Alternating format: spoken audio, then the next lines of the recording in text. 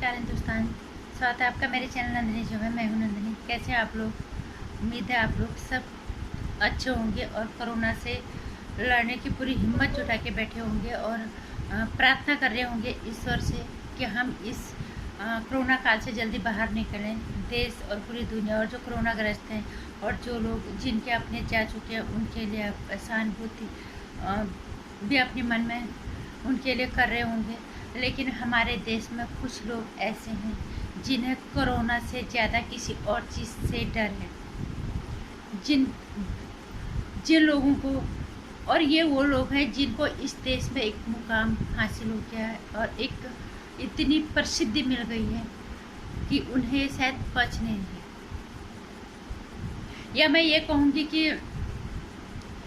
ये नफरत है या ये डर है या ये मोदी राज का असर है। ये जो भी है, हमें तो ये कहीं से नहीं लगता कि मोदी राज्य में इन्हें नफरत, इन्हें हाँ वो आज़ादी मोदी जी नहीं दे रहे हैं लोगों को। जो लूटने खसोड़ने वाले तुम कुछ भी कर रहे हो वो आज़ादी नहीं दे रहे हैं। लेकिन मोदी जी ने अभी तक तो कोई भेदभाव नहीं किया ही नहीं है किसी भी धर्म और जाति के खिलाफ। और ये वो लोग हैं जिन्होंने इस देश में प्रसिद्धि हासिल करने के बाद इस देश में कहा कि हमें डर लगता है। उसमें नाम है बॉलीवुड के जाने माने लेखक जावेद अख्तर।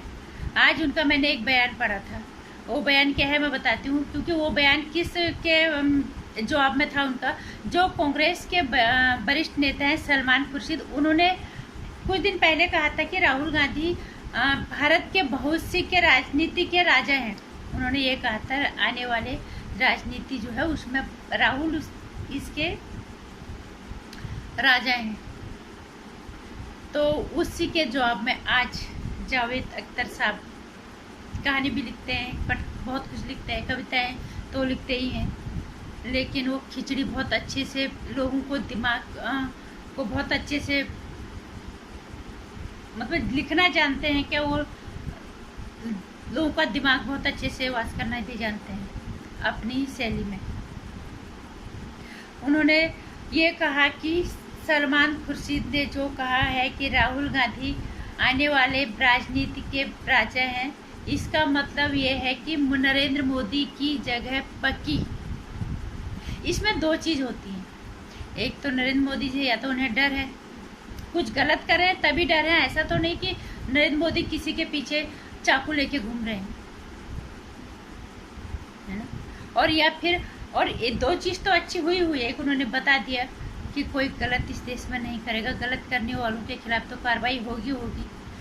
लेकिन राहुल गांधी किसी भी काबिल का नहीं है, बिल्कुल बेकार है। ये उनकी बातों से आज बिल्कुल साबित हो गया,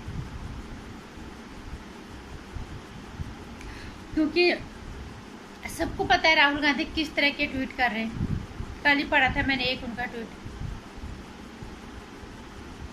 और किसी ने उनके ट्वीट के जवाब में लिखा था कितने दफे बोला है कि इस नचनिया को बांध के रखो। ये लोग उम्मीद लगा के बैठे हुए, लेकिन जावेद अख्तर साहब ने एक बात तो पक्की कर दी कि राहुल, इसमें हमारी भी मदद है कि राहुल गांधी इस देश का, अगर तुम प्रधानमंत्री का के कैंडिडेट के तौर पे इसको कल के लिए नामांकित करते हो, कल को इसको आगे करते हो इस चेहरे को, तो नरेंद्र मोदी को कोई नहीं हिला सकता।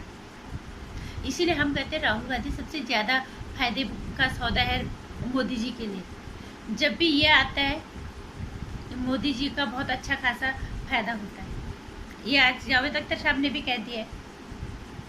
लेकिन इसमें थोड़ा अफसोस भी इस बात का हुआ कि इस देश में इतनी प्रसिद्धि पाने के बाद सबसे ज़्यादा हिंदू संख्यक देश होने के देश है, और यहाँ पे हिंदू ने इतना बेइंतहा प्यार दिया, और उसके बाद वो लोग हिंदुस्तान में हिंदू से ही नफरत करते हैं। वो फिर बोलते हैं हमें हिंदुस्तान में डर लग रहा है। खैर ये तो इनकी अपनी कहते हैं ना नमक हरामी या जो भी है। इन्होंने कुछ इस तरह का डायलॉग लिखा था शायद कुछ पहले, लेकिन ये बात तो सही कह दी उन्होंने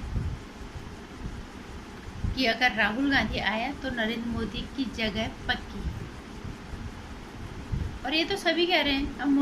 अब जावेद अख्तर जाने माने लेखक हैं, नामी हस्ती हैं बॉलीवुड के, तो उनकी बात का असर तो ज़्यादा ही होगा, लोग मानेंगे भी। और ये बात उन्होंने बिल्कुल सही भी कही है।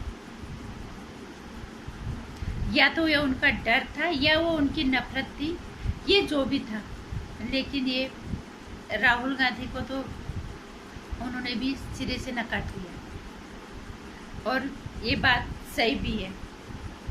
जिस दिन राहुल गांधी को इस देश के प्रधानमंत्री के चेहरे के रूप में बन गया, वो दिन सबसे बड़ा दुर्भाग्य होगा ये हिंदुस्तान का। हम नहीं कह रहे मोदी जी को लेके आओ, हमें भारत के लिए सशक्त व्यक्तित्व चाहिए जो हमारे देश को संभालने की काबिलियत रखता हो, ना कि जोकरपना नौटंकी करने वाला कैंडिडेट हमें इस देश के प्रधानमंत्री के तौर पे नहीं चाहिए।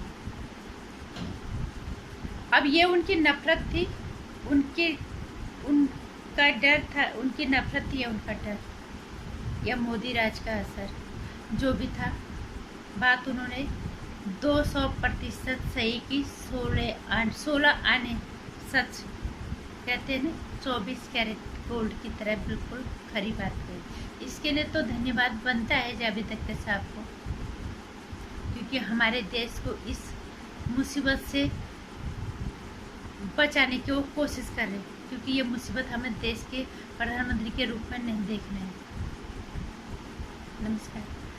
और ये लोगों की बातें तो होती रहेंगी, ये लोग यही खाते हैं, यही रहते हैं, यही कामयाबी पाते हैं, फिर यही के लोगों की बुराई करते हैं, यही इन्हें डर लगता है। लेकिन हम कोरोना काल जैसी महामारी में धन्यवाद देना चाहेंगे अपने डॉक्टर्स को, नर्सेज को, वो पुलिसकर्मी जो दिन रात लगे हुए हैं, सुरक्षाकर्मी, और जितने भी हमारे समाज से हुए हैं, जो भी लोग कोरोना काल में हमारे देश को बीमारी से लेके भूखमरी तक बचा रहे हैं, हम उनका आभार जताना कैसे भूल सकते हैं। दिल से आभार उन सभी लोगों का जो अपनी जान हथेली में लेके इस कोरोना से लड़ रहे हैं, और हम लोगों की ज़िंदगी को बचाने की मैं पूरी अपनी ज़िंदगी दांव पे लगा रहे हैं। और जितने भी डॉक्टर्स नर्स जो भी इस लड़ाई को लड़ते लड़ते हार गए, उन्हें हमारे दिल से श्रद्धांजलि है।